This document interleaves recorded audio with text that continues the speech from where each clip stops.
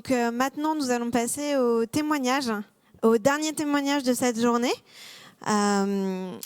Donc j'invite sur le plateau Michael Simon, que vous avez pu voir à une table ronde ce matin déjà. Donc Michael, merci de venir témoigner. Alors le titre, Ouais, je suis serial entrepreneur. Serial, je sais pas. J'en suis à 2. Il me reste encore un peu de temps, mais Bon, 2, c'est déjà le début d'une série. c'est le début d'une série. En tout cas, le thème, c'était comment l'entrepreneuriat appelle l'entrepreneuriat, comment une fois qu'on a le pied dedans, on a les compétences et l'envie parfois de continuer dans la lancée.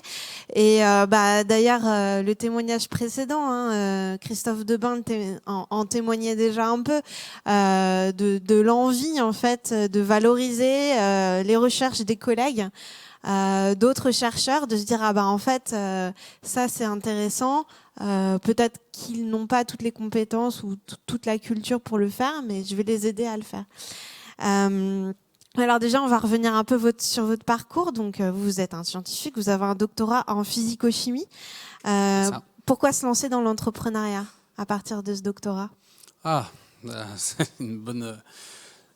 Dans mon cas, c'était une question d'opportunité. Et c'était pas forcément un choix. J'ai pas voulu faire une thèse pour pouvoir créer ma société. J'ai fait un master de recherche qui orientait plutôt vers des études de type doctorat, une poursuite d'études en tout cas. Et c'est vrai que je me suis lancé dans cette thèse sans forcément savoir ce que j'allais en faire. Alors une première solution, c'était de valoriser ce doctorat par la poursuite d'un post-doc et puis éventuellement enchaîner sur une carrière académique. Alors c'est vrai que il y a presque une dizaine d'années maintenant, la conjoncture faisait que trouver un poste, c'était pas forcément simple. Ça demandait déjà d'être mobile à l'international potentiellement pour faire un post-doc, et puis ensuite potentiellement s'installer quelque part en France ou ailleurs. C'était pas forcément d'un point de vue personnel ce que je pressentais. Une autre option, c'était d'aller trouver du travail dans l'industrie. Alors ça, les choses ont évolué, mais c'est vrai qu'il y a une dizaine d'années, on n'était pas du tout préparé pour ça en tant que doctorant et que docteur. Donc il fallait sauter le cap. Et puis la troisième possibilité, c'était de se dire, en fait, éventuellement si je crée mon emploi. Et ça a été une source de motivation qui est arrivée assez rapidement, où avec mon associé, on s'est dit, en fait, au lieu de chercher un boulot, on a peut-être à le faire. En plus, si on pouvait continuer de faire ce qui nous plaît, ça serait parfait.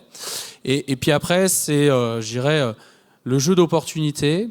C'est important de le dire aussi, c'est l'environnement dans lequel on était à l'époque en Auvergne était pas familial, mais pas loin par rapport peut-être à d'autres régions où justement tous les acteurs se connaissent et on a pu, je dirais, profiter finalement de ce milieu pour pousser une idée qui a germé un peu par hasard et qui, d'opportunité en opportunité, nous ont amené à la création de la société Calnesis. Et est-ce qu'il y a eu un événement déclencheur pour le décollage de la société ? Alors le décollage de la société, alors si je reprends par étapes, Antécréation, on avait à l'époque il y avait, ça existe toujours d'ailleurs, des modules proposés par l'école doctorale, par le collège des écoles doctorales, et on avait un module qui s'appelait à la recherche de l'entrepreneur qui est en vous. Alors nous, avec mon associé, on a participé à ce module, mais complètement par hasard. C'était presque un choix de défaut. On s'est dit, ça peut être rigolo, on va y aller. Et puis, on avait quand même en tête qu'au laboratoire, parce que l'objectif de Calnesis, c'est de réaliser des prestations de services pour le domaine industriel en se basant sur des compétences académiques et du matériel du laboratoire dont on était issu. Donc on avait en tête le fait que ça existait. Il y avait des industriels qui venaient, qui demandaient qui avaient des demandes de prestations. Et finalement, on s'est dit, peut-être qu'on peut répondre à ce besoin-là, sans forcément d'ailleurs penser prendre le travail des chercheurs, parce que techniquement, il ils sont pas payés pour ça, ils ont pas forcément le temps. Ça peut être alimentaire, dans le cas où c'est un projet de collaboration de recherche, c'est différent, mais des fois c'est purement alimentaire. On s'est dit, pourquoi pas ça? Et lors de ce module auquel on a participé, on a travaillé sur le business plan, on a vu de l'API, on a tout vu en très peu d'heures, mais fallait monter un projet fictif. Et c'est vrai que notre projet fictif, on le savait pas au départ, mais c'était Calnesis. Et d'ailleurs, pour l'anecdote, au cours du projet justement de cette de ce module, on a ensuite participé au concours Pépite. À l'époque, ça s'appelait pas Pépite, c'était le concours de l'entrepreneuriat étudiant. Et on a remporté, alors on y allait, on avait déjà fait le projet, on y allait un petit peu par hasard en se disant qu'on allait tenter de participer, puis finalement on l'a remporté. Et c'est là où il y a eu un déclic, on s'est dit, mince, si on a réussi à convaincre un jury, peut-être qu'en fait c'est pas une si mauvaise idée. Et alors pour l'anecdote, il faut savoir qu'on a eu, pendant toute la vie du projet, à faire un certain nombre de business plans, accompagnés, on a fait des études de marché, on a fait plein de choses autour de l'aspect business plan, et on a retrouvé il y a quelques mois ou années le business plan qu'on avait écrit pour le prix Pépite, et il se trouve qu'en termes de chiffre d'affaires, c'est celui qui est le plus proche de ce qu'on fait actuellement. Donc c'était une petite anecdote assez sympathique, et c'est ça qui a été un déclencheur. Et ensuite, par rapport au parcours de la société après création, là les déclencheurs, il y en a eu deux. On s'est fait accompagner par la CCI, notamment vis-à-vis de l'aspect business, j'en parlais tout à l'heure, l'aspect commercial. En tant que chercheur, expérience zéro, voire même presque négative au vu de notre cursus de docteur. On ne sait pas du tout ce que c'est que faire le monde des affaires, on ne sait pas ce que c'est que vendre. Et à un moment donné, la CCI est venue nous voir avec le financement d'une formation, d'un accompagnement dans le domaine commercial. Et ça nous a lancé, parce que ça nous a remis en question tout. C'est là où on s'est dit qu'il fallait vendre. Et puis en face, vous avez nécessairement la trésorerie qui diminue, donc il faut trouver une solution de la faire remonter. Et ça a été un déclencheur qui nous a permis de lancer la société, d'arriver à générer du chiffre d'affaires, à avoir une solution pérenne, sur le point personnel aussi. Et j'irai enfin le dernier point qui nous permet d'envisager les choses différemment, c'est le jour où on est allé dans nos propres locaux, où on a quitté le nid de l'université pour avoir notre propre laboratoire. Voilà les différents points. D'accord, les trois grandes étapes de votre première société Calnesis. Aujourd'hui, vous en avez une seconde qui aide à valoriser les travaux d'autres chercheurs. Oui. Est-ce que c'est plus simple la deuxième fois? Oui. Alors c'est pas plus simple, c'est pour ça aussi qu'on a envie de recommencer, parce que nécessairement la première fois on se trompe, on fait plein d'erreurs, et puis alors c'est pareil, c'est une opportunité qui est arrivée à nous de valoriser un brevet d'un laboratoire CNRS à Grenoble. Je dirais, c'est arrivé en package. Le projet est arrivé, démarré, il manquait des éléments, et il s'est trouvé que tous les éléments qui manquaient, c'était des éléments qu'on pouvait apporter, Calnesis pouvait apporter, et mon associé et moi-même pouvions apporter. Donc là, on s'est dit, zut. Puis à prendre le projet dans le sens, on s'est dit, mais nous, qu'est-ce qui nous a manqué quand on a créé Calnesis? Finalement, tous les éléments qu'il y avait déjà dans le projet Calneos, c'est-à-dire un commercial, quelqu'un qui vend la techno, l'appui de chercheurs qui sont encore dans un laboratoire de recherche et qui peuvent du coup nous aider à faire un transfert de valo. Et puis il y a quelque chose qu'on a toujours rêvé de faire quand on a été chez Calnesis, c'est de se dire on va fabriquer un instrument, l'industrialiser, le commercialiser, etc. Mais on se rend compte que concevoir un prototype de laboratoire, ça c'est notre job, on sait faire. Par contre, faire en sorte que ce prototype il soit commercialisable et il puisse aller dans un autre laboratoire, là il y a un monde.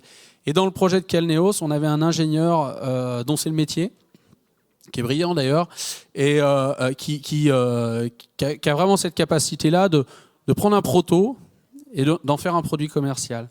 Et ça, en tant que chercheur, on sous-estime ça, parce qu'on pense que c'est notre bébé, c'est notre produit, on l'a fait, il est parfait pour nous, mais il est peut-être pas parfait pour être vendu. Et donc c'est là où il faut passer sur le coup de plein de choses, hein, des aspects réglementaires, des aspects design, des aspects technologiques, des aspects coûts de fabrication. Enfin, il y a énormément de choses que l'on sous-estime quand on fabrique un exemplaire, une unité. Et du coup, les deux chercheurs dont vous valorisez les travaux, donc eux, ils sont restés chercheurs, ils sont à l'Institut NEL. Oui, c'est ça, ils sont à l'Institut NEL à Grenoble. Okay. Mais ils sont actifs dans le projet. Alors nous c'était je dirais la condition de notre entrée dans le projet, c'était ça, c'était que les chercheurs, les inventeurs soient au capital de l'entreprise et participent avec un conseil scientifique. Donc c'est le cas, ils sont lancés dans l'aventure aussi. Alors ils ont le projet de manière avec un petit peu plus de recul et une vision beaucoup plus scientifique, mais ils ont pris part au projet. Et ça, en effet, c'était crucial pour nous. On se voyait pas valoriser un brevet dont on avait finalement pas le cœur de la connaissance avec nous, quoi. Très bien. Je vous remercie pour ce témoignage. Quel message vous aimeriez faire passer à des jeunes ou moins jeunes qui veulent se lancer ? Il faut pas hésiter. Alors ça, il y a beaucoup de gens qui l'ont dit. Moi, ce que je vais rajouter, c'est surtout quand on est jeune. Quand on est moins jeune aussi, on peut avoir ce type de problématique. Mais quand on est jeune, on se dit que créer une entreprise, ça coûte de l'argent. Alors ça, c'est vrai. Par contre, on n'est pas obligé de créer une entreprise avec son argent personnel. Et ça, pour être intervenu auprès de doctorants plusieurs fois, c'est un peu la crainte. On se dit, mais comment je vais pouvoir créer une entreprise ?